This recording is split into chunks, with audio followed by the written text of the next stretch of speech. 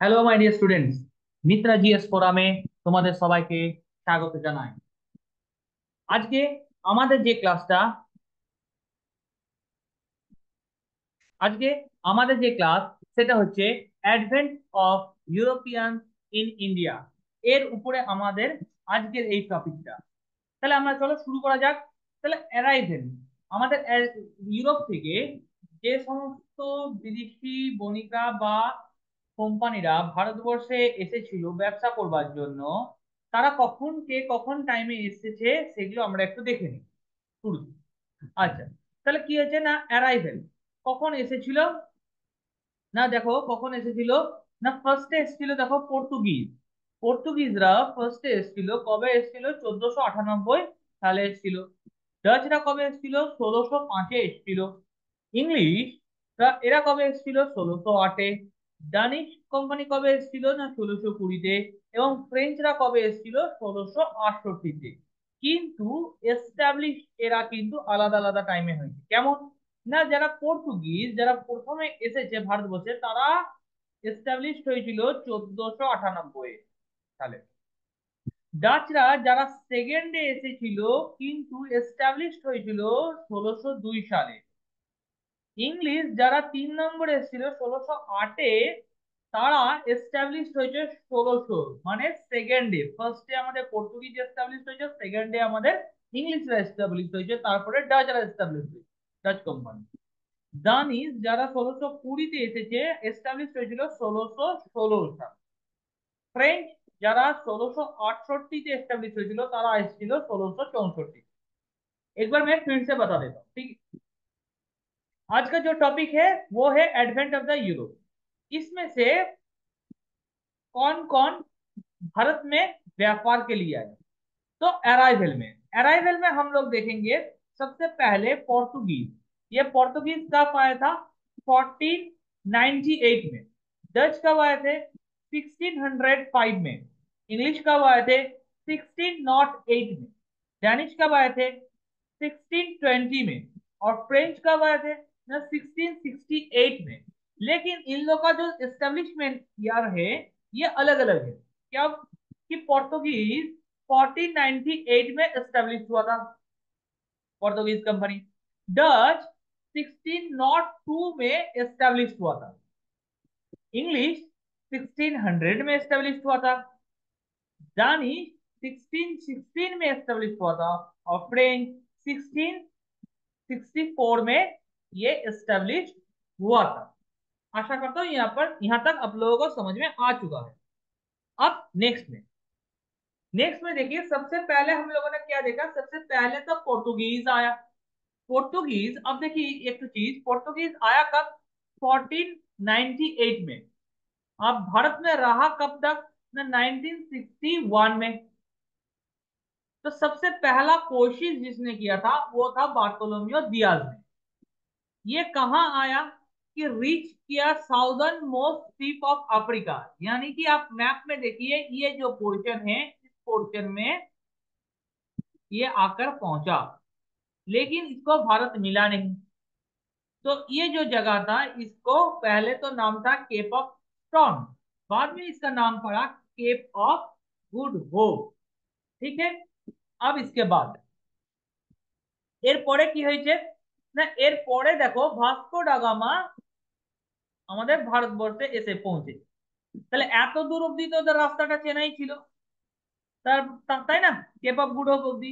এইখান থেকে এইটা আমাদের ভাস্কো ডা গামা এই জায়গাটা এসেছে। আচ্ছা, তো কার সাহায্যে এসেছিল ভাস্কো ডা গামা এখান থেকে এখানে? না একজন গুজরাটি ট্রাভেলার ছিল। ঠিক আছে, একজন গুজরাটি ট্রাভেলার ছিল, নাম ছিল আব্দুল মাজিদ। আচ্ছা, কোথাও কোথাও আহমেদ ইবন মাজিদি এই নামটাও এখানে কোথাও কোথাও জায়গায় দেওয়া আছে। কবে এসেছিল ভাস্কো ডা গামা ভারতবর্ষে? এর সাহায্যে ভাস্কো ডা গামা ভারতবর্ষে এসে পৌঁছায়। কবে পৌঁছায়? না 20 মে 1498-এ পৌঁছায়। ভাস্কো ডা গামা কে যখন এসেছিল তখন পর্তুগালের রাজা কে ছিল? Manual one. मैनुअल वन ছিল। तो क्या हुआ यहाँ पर देखो कि Vasco da Gama, Cape of Good Hope तो ये लोगों को पता ही था। ठीक है, केप ऑफ गुड होप क्योंकि बार्थोलोमेव दियाज आ गया था।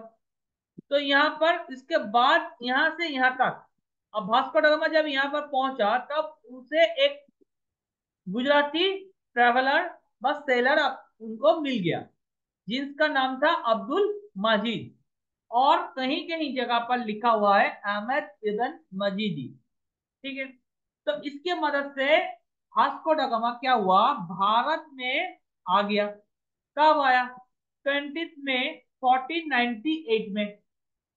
जिस टाइम पे वो वास्को ड गामा भारत आया, पोर्तुगाल का किंग कौन था? ना किंग था मैनुएल वार। ठीक है, चलो अब देखो, वास्को ड गामा ये पहला, इसके टाइम पे ये कहां पर आया? भारत में तो आया, भारत में कहां पर आया? तो कालीकट में आया। कालीकट में किसके द्वारा रिसीव किया गया? वहां का जो रूलर था, जामोरिन रूलर, नाम क्या था? माना विक्रमा। ठीक है, तो मैंने क्या बोला, আমি কি বললাম না, ভাস্কো ডা গামা ভারতবর্ষে এলো। ভারতবর্ষে যেখানে এলো সেই জায়গাটার নাম কি? না কালিকট। কালিকটে যে রুলার ছিল বা জামরিন ছিল তার নাম কি? মানা বিক্রমা। ভাস্কো ডা গামার টাইমে ফার্স্ট পর্তুগিজ ফ্যাক্টরি গড়ে উঠেছিল 1503-এ। 1503-এ, 1503-এ কোথায় গড়ে উঠেছিল? না কোচিনে। ठीक है, তাহলে আবার একবার, यहाँ पर क्या बोला मैंने कि भास्को डा गामा का टाइम पे पहला पोर्तुगीज फैक्ट्री, पहला पोर्तुगीज फैक्ट्री कब बना? 1503 में। कहां पर बना? कोचीन में। इतना तो क्लियर है। चलो अब देखो, भास्को डा गामा के बाद তাহলে কে এলো? না আলমেইডা। কে এলো? আলমেইডা। কবে এলো? 1505। ঠিক আছে, ভারতে ছিল 1509 অব্দি। এ হচ্ছে first viceroy, first Portuguese viceroy. আচ্ছা, এ কি একটা নীতি নিয়েছিল, কি নীতিটা, পলিসি কি নিয়েছিল? Blue water policy. এম কি ছিল এর? নেভাল সুপ্রিমেসি, যে ইন্ডিয়ান ওশানস যে রয়েছে, ইন্ডিয়ান ওশানস যেটা রয়েছে, এই ইন্ডিয়ান ওশানে নেভাল সুপ্রিমেসি লাভ করা বা প্রতিষ্ঠিত করা এর উদ্দেশ্য ছিল। সেই কারণে ব্লু ওয়াটার পলিসি এ নিয়েছিল। এ একটা ফোর্ট তৈরি করেছিল, কি নাম? अंजे दीवा। फोर्टটার नाम की ছিল? अंजे दीवा। तो मैंने क्या बोला यहाँ पर कि अल्मेडा, जो कि 1505, 1505 में भारत में आया, कब तक रहा? 1509 तक। ये भारत, ये पोर्तुगीज पहला वाइसरॉय था। इसने एक पॉलिसी लिया, क्या पॉलिसी लिया? Blue water policy. Blue water policy लिया। एम क्या था इसका? नेवल सुप्रीमेसी को लाभ करना। नेवल सुप्रीमेसी कहां पर? इंडियन जो ओशंस था वहां पे पोर्तुगीज का नेवल सुप्रीमेसी, मतलब पूरा का पूरा कंट्रोल करना ही इसका एम था। इसने क्या किया? ने एक फोर्ट निर्माण किया। कौन सा फोर्ट निर्माण किया? अंजे दीवा, ये फोर्ट ने निर्माण किया। ठीक है, चलो नेक्स्ट। अब देखो, अलबुकर, अब आया कौन? अलबुकर 1509 में। रहा कब तक? 1515 तक। इसको कहा जाता है रियल फाउंडर। अलबुकर को कहा जाता है रियल फाउंडर। इसके टाइम पे हेडक्वार्टर कहाँ था? कोचीन में था। इसने क्या किया? गोवा को कैप्चर किया 1510 में। गोवा को कैप्चर किया 1510 में। किसके पास से? Sultan of Bijapur. Sultan of Bijapur कौन था यह सुल्तान? यूसुफ आदिल शाह। यूसुफ आदिल शाह सुल्तान ऑफ बीजापुर के पास से 1510 में अल्बुकर ने गोवा को कैप्चर किया। इसने उसके बाद एबोलिश किया, एक सती सिस्टम, सती प्रथा को एबोलिश किया। इसके टाइम पे ट्रेडिंग सेंटर बंगाल में चालू हुआ, हुगली एंड बालासोर। তাহলে কি বললাম আমি? আলমেইডার পরে আলমেডার পরে আলবুকার 1509-তে ভারতবর্ষে এলো, ছিল কতদিন অবধি? 1515 অবধি। একে রিয়াল ফাউন্ডার বলা হয়, পর্তুগিজের রিয়াল ফাউন্ডার বলা হয়। হেডকোয়ার্টার কোথায়? না হেডকোয়ার্টার ছিল কোচিন। আচ্ছা, এ কি করলো? বিজাপুরের সুলতান ইউসুফ আদিল শাহ, বিজাপুরের সুলতান ইউসুফ আদিল শাহর কাছ থেকে গোয়া দখল করে নিল 1510 সালে। এরই টাইমে এ কি করলো? সতী প্রথাকে বিলুপ্ত করে দিল। এরই টাইমে বাংলায় ট্রেডিং সেন্টার চালু করলো, কোথায়? হুগলি এবং বালাসোরে। এই পর্তুগিজরা একটা সিস্টেম চালু করেছিল যার নাম ছিল কার্ড সিস্টেম। কি এটা কার্ড সিস্টেম? কি বলছে দেখি। দেখো, এই যে সিস্টেম অনুসারে পর্তুগিজ কি করছিল? মানি বা টাকা চাইছিল কাদের কাছ থেকে? আমাদের ভারতীয় যারা শিপ ছিল সেই ভারতীয় শিপের কাছ থেকে। আন্ডার দিস সিস্টেম, এই সিস্টেমের আন্ডারে কি ছিল?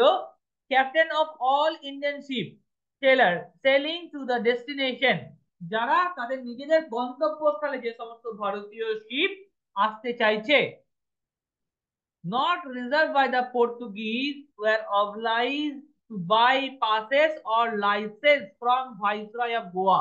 তাহলে গোয়ার যে ভাইসরয় ছিল তার কাছ থেকে লাইসেন্স বা পাস নিতে হতো।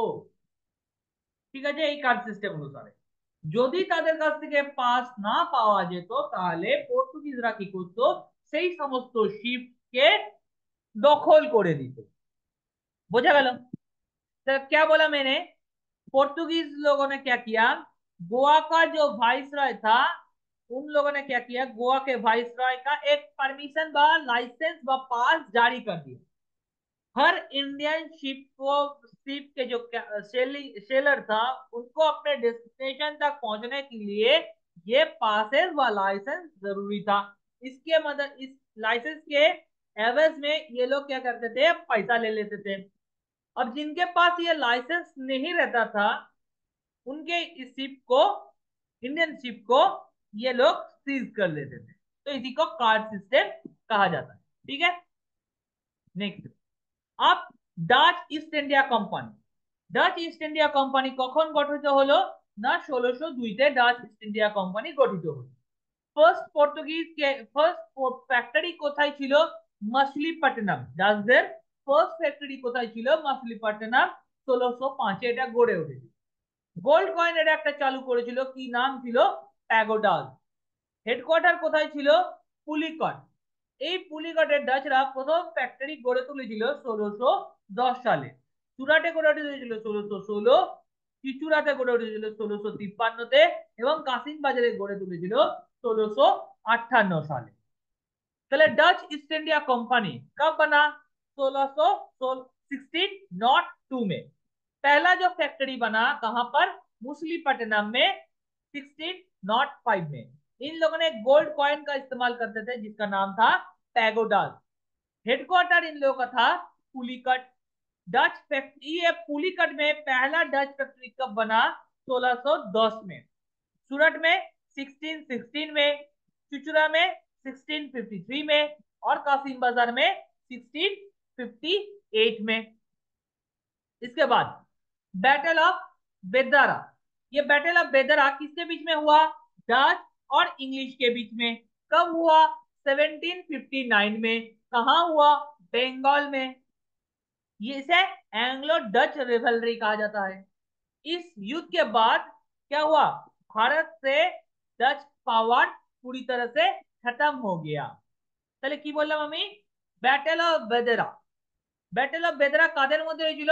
ডাচ এবং ইংলিশদের মধ্যে। কবে হয়েছিল? 1759 সালে। কোথায় হয়েছিল? বাংলায় হয়েছিল। এটাকে কি বলা হয়? Anglo Dutch rivalry. এর ফলে কি হলো? ডাচ পাওয়ার পুরোপুরি ভাবে ভারত থেকে শেষ হয়ে গেল। নেক্সট, এবারে আসছে ইস্ট ইন্ডিয়া কোম্পানি। এই ইস্ট ইন্ডিয়া কোম্পানি কবে গঠিত হলো? 1600 সালে গঠিত হলো। এই টাইমে ভারতের রাজা কে ছিল? ভারতে কে শাসন করছিল? আমাদের আকবর শাসন করছিল। আচ্ছা, এই যে ইস্ট ইন্ডিয়া কোম্পানি, এর আগের নাম কি ছিল? Merchant of adventurous. Merchant of adventurous. পরবর্তীকালে এই মার্চেন্ট অফ অ্যাডভেঞ্চারাস রাইট নাম হয় ইস্ট ইন্ডিয়া কোম্পানি নামে বিখ্যাত। এই যে ইস্ট ইন্ডিয়া কোম্পানি, এরা কি করেছিল? কুইন এলিজাবেথের কাছ থেকে 15 বছরের জন্য চার্টার অ্যাক্ট লাভ করেছিল 1600 সালে। এরা প্রথমে কনসেন্ট্রেট করত স্পাইস ট্রেডে বা মশলা ব্যবসায় এরা মনোনিবেশ করেছিল। चले ईस्ट इंडिया कंपनी, मैंने क्या बोला कि ईस्ट इंडिया कंपनी गठन कब हुआ? 1600 में। उस टाइम पे भारत में कौन शासन करता था? अकबर। मतलब ज्यादातर हिस्सों में अकबर शासन करता था। ये जो ईस्ट इंडिया कंपनी था, इनका पहला नाम क्या था? Merchant adventurers. ये ईस्ट इंडिया कंपनी ने क्वीन एलिजाबेथ से 15 साल के लिए एक चार्टर लव किया 1600 साल में। ठीक है। अब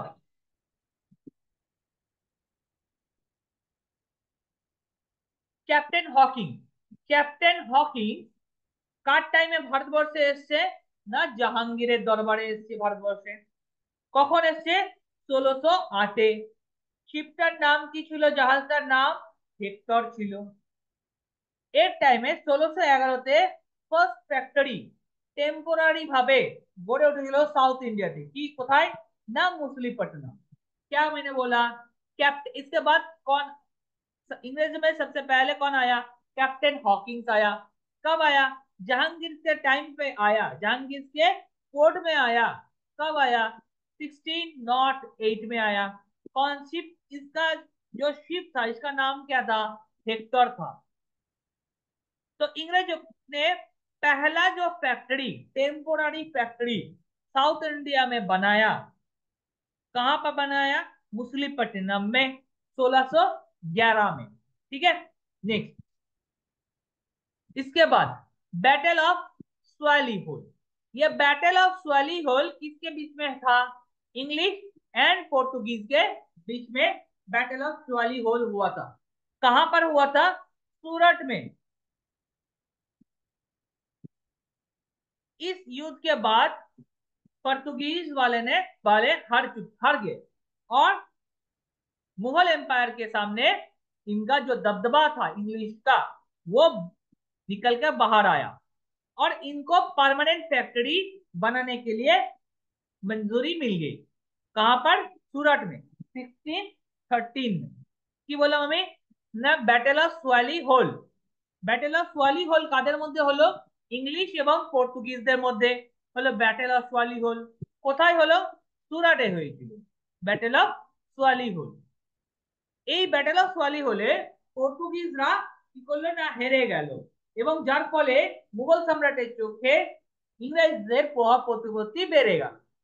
যার ফলে ইংরেজরা সুরাটে 1613 সালে পার্মানেন্ট ফ্যাক্টরি গড়ার জন্য অনুমতি পেল। इसके बाद क्या हुआ? इसके बाद जहांगीर के कोर्ट में और एक बंदा आया। कौन है? Thomas Roe. थॉमस रो कब आया था? 1615 में। किसने भेजा था? किंग जेम्स वन ने एम्बेसडर के रूप में জাহাঙ্গীর के कोर्ट में इसको भेजा था। তাহলে আমি এখানে কি বললাম? না জাহাঙ্গীরের দরবারে বা রাজ দরবারে সেকেন্ড বার কে এলো?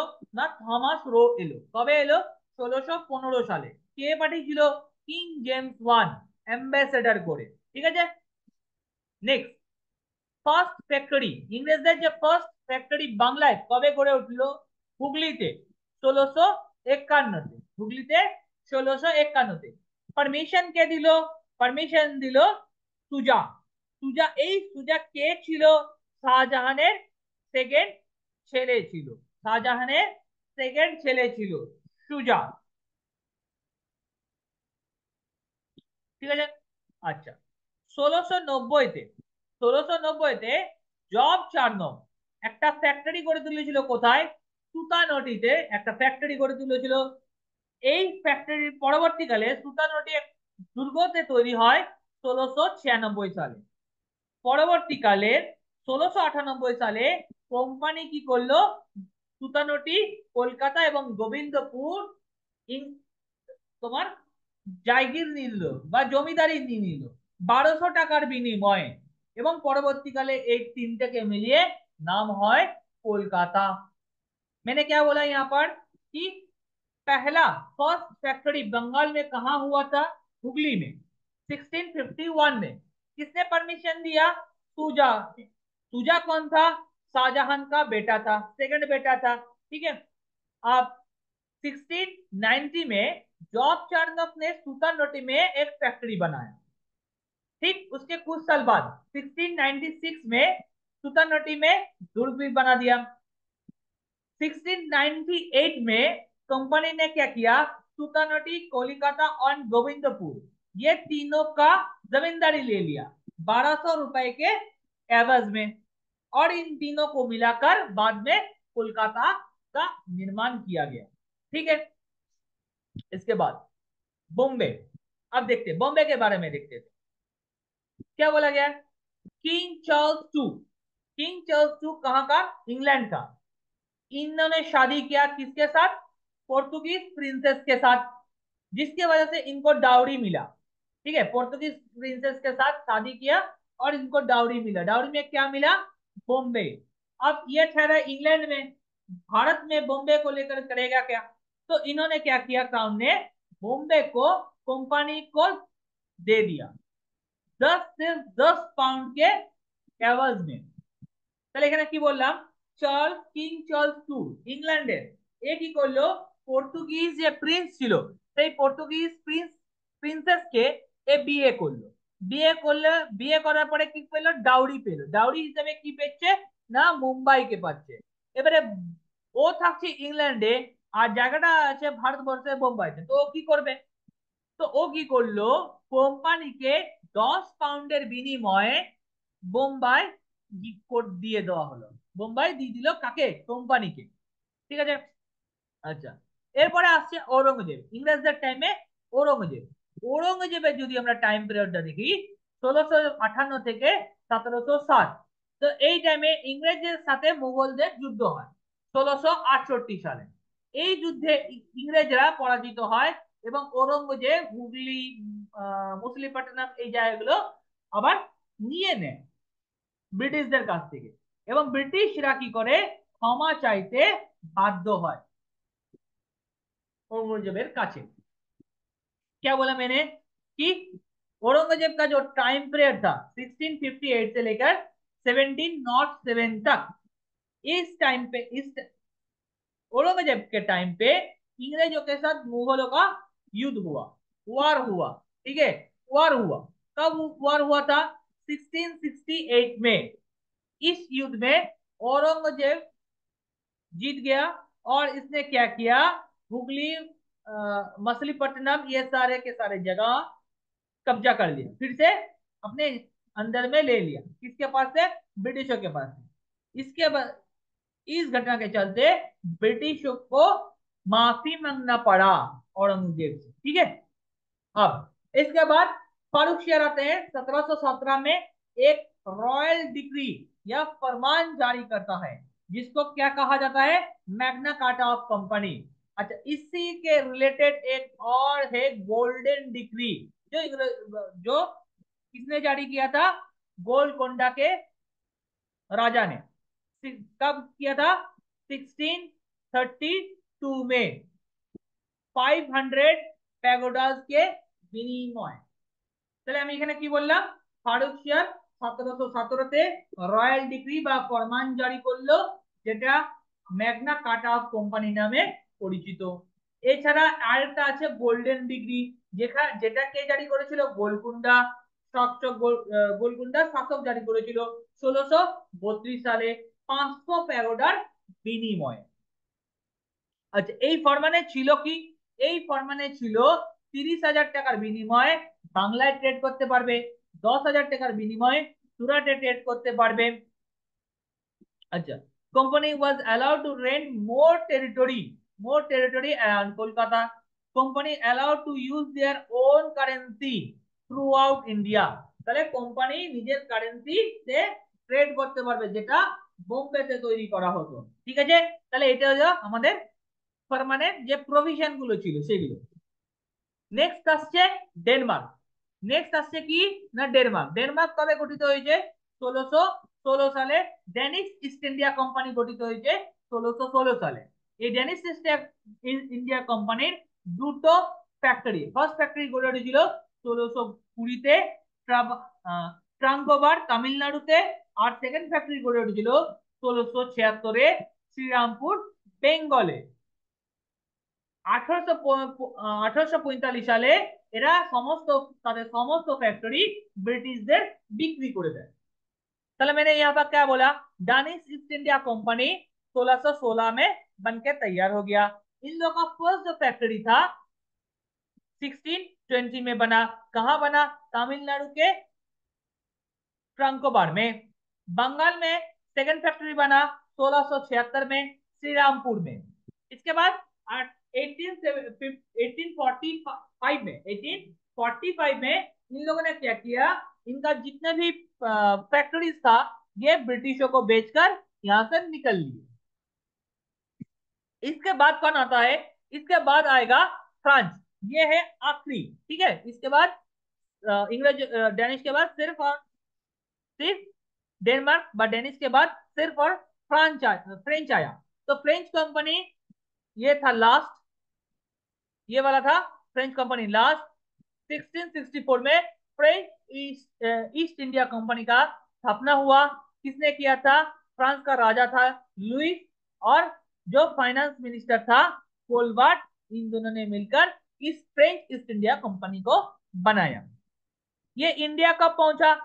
1668 में। पहला फैक्ट्री कहां पर बनाया? सूरत में बनाया 1668 में। सेकंड फैक्ट्री मुसलिमपट्टनम में बनाया। पौंडीचेरी का निर्माण किया 1674 में फ्रैंकोस मार्टिन के द्वारा बनाया गया। चंदननगर बंगाल में एक ट्रेडिंग सेंटर बनाया 1619 में। তো এখানে আমি কি বললাম, ফ্রেঞ্চ কোম্পানি এরা ছিল লাস্ট ইউরোপিয়ান যারা ভারতবর্ষে এসেছে। 1664 সালে ফ্রেঞ্চ ইস্ট ইন্ডিয়া কোম্পানি তৈরি হয়। কার সাহায্যে? একটা হচ্ছে কিং লুইস ছিল, আর ফ্রেঞ্চ মিনিস্টার ছিল কোলবার্ট, এদের সাহায্যে। ফ্রেঞ্চ ইস্ট ইন্ডিয়া কোম্পানি কবে ভারতে এলো? 1668-তে। ফার্স্ট ফ্যাক্টরি সুরাটে 1668 সালে গড়ে উঠেছিল। সেকেন্ড ফ্যাক্টরি কবে গড়ে উঠেছিল? কোথায় গড়ে উঠেছিল? মুসলিপাট্টনাম। পন্ডিচেরি ফ্র্যাঙ্কোইস মার্টিন 1674-এ তৈরি করেছিল পন্ডিচেরি শহরটা। বাংলার চন্দননগর গড়ে উঠেছিল 1690 সালে। এরপরে কার্নাটিক ওয়ারে আসবে। ফ্রেঞ্চদের সাথে ব্রিটিশদের একটা যুদ্ধ, মানে তিনটে যুদ্ধ হয় যেটা কার্নাটিক ওয়ার নামে পরিচিত। 1746 থেকে শুরু করে 1763 পর্যন্ত এই যুদ্ধটা চলেছিল, যেটার মধ্যে তিনটে যুদ্ধ ছিল। একটা হচ্ছে first, second and third. First যুদ্ধ কবে চলেছিল? 1746 থেকে 48-এ। সেকেন্ড যুদ্ধ কবে চলেছিল? 1749 থেকে 54। এবং থার্ড যুদ্ধ কবে চলেছিল? 1758 থেকে 63। রিজন কি ছিল প্রথমটার? না সাকসেশন ওয়ার চলছিল অস্ট্রিয়াতে। ট্রিটি হয়েছিল এক্সেলা চ্যাপেলের মাধ্যমে, যুদ্ধে শান্তি এসেছিল। সেকেন্ড যুদ্ধ হয়েছিল আমাদের 1749 থেকে 54। কি বিষয় নিয়ে হয়েছিল যুদ্ধটা? On the issue of the controversy here of Hyderabad এবং কর্ণাটক। হায়দ্রাবাদ এবং কর্ণাটকের সিংহাসনে কে বসবে, হায়দ্রাবাদ এবং কর্ণাটকের সিংহাসনে কে বসবে, সেইটা নিয়ে এই যুদ্ধটা চলেছিল। কোন ট্রিটির মাধ্যমে এই যুদ্ধ খতম হয়েছিল? না ট্রিটি অফ পন্ডিচেরির মাধ্যমে এটা শেষ হয়েছিল। আচ্ছা, 3 নম্বর যুদ্ধ হচ্ছে 1758 থেকে 63-তে চলেছিল। এই যুদ্ধটা রিজন কি ছিল? ইউরোপে 7 বছরের যুদ্ধ চলছিল। কোন ট্রিটির মাধ্যমে এই যুদ্ধ খতম হয়? ना ट्रीटी ऑफ पेरिस। तो यहाँ पर मैंने क्या बोला, फ्रेंच और ब्रिटिशों के बीच में तीन तो युद्ध हुआ था। इन तीनों युद्ध को एक साथ कर्नाटिक वॉर बोला जाता है। तो पहला कर्नाटिक वॉर कब हुआ था? 1746 से लेकर 48। रीजन था इसका ऑस्ट्रिया सक्सेशन वॉर। और ट्रीटी कौन सा ट्रीटी में शांति हुआ? ना एक्सपेला चैपेल। सेकेंड युद्ध कब हुआ था? 1749 से लेकर 54 तक। हैदराबाद और कर्नाटक के सिंहासन पर कौन बैठेगा, इसको लेकर इशू हुआ था और खत्म हुआ ट्रीटी ऑफ पंडिचेरी के सहारे ये खत्म हो गया। तीसरा युद्ध कब हुआ, 1758 में से लेकर 63 तक। 7 इयर्स का ये युद्ध हुआ था यूरोप में, जो कि ट्रीटी ऑफ पेरिस के द्वारा ये खत्म हो गया। ठीक है, तो ये था हम लोगों का অ্যাডভেন্ট অফ দ্য ইউরোপিয়ান, जो कि বিদেশ থেকে আমাদের যারা ইউরোপিয়ানসরা ভারতবর্ষে এসেছিল তাদের উপরে। এটা হচ্ছে আমাদের থিওরি ছিল। এরপর আমি তোমাদের জন্য এমসিকিউ নিয়ে আসবো। তাহলে আগে এটা স্টাডি করে নাও, এরপরে এমসিকিউ আপলোড করে দেবো হবে। ঠিক আছে, আর যদি এটা ভালো লাগে তাহলে অবশ্যই নিজের বন্ধুদের সাথে এটা শেয়ার করো, সাবস্ক্রাইব করো এবং অবশ্যই একটা লাইক করে দিও। তাহলে আজকের মতন ক্লাস এখানেই শেষ। Thank you.